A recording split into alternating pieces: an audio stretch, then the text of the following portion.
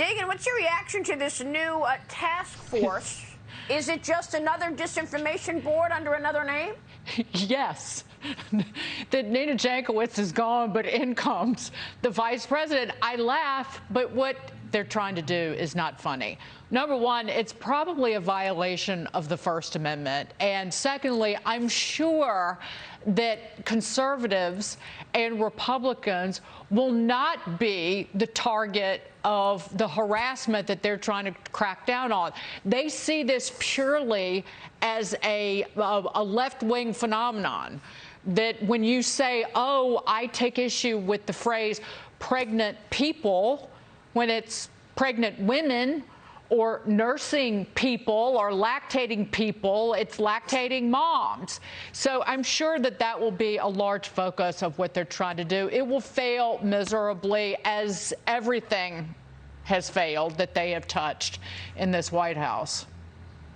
Well, I don't know. I mean, look, Liz, they want to control the narrative. So this is another way that they can control the narrative. Look, a new Fox News poll shows Harris's approval rating underwater.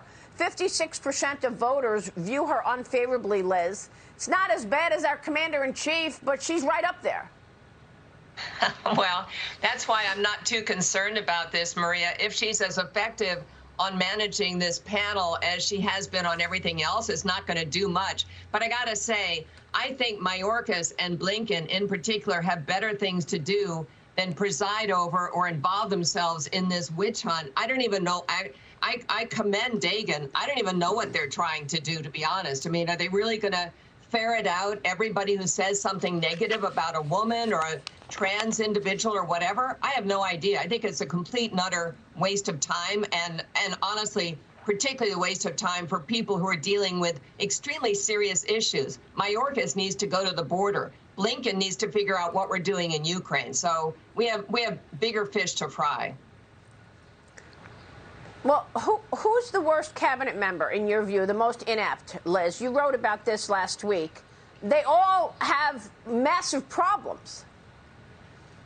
I think I think it's very hard to come up with one who is prepared for the job that they were given, knowledgeable about the industry or the activity that they're overseeing, or particularly truthful to the American people about what they're doing. I mean, Mayorkas has lied. Pete Buttigieg lies on a frequent basis. Jennifer Granholm has no idea what she's doing.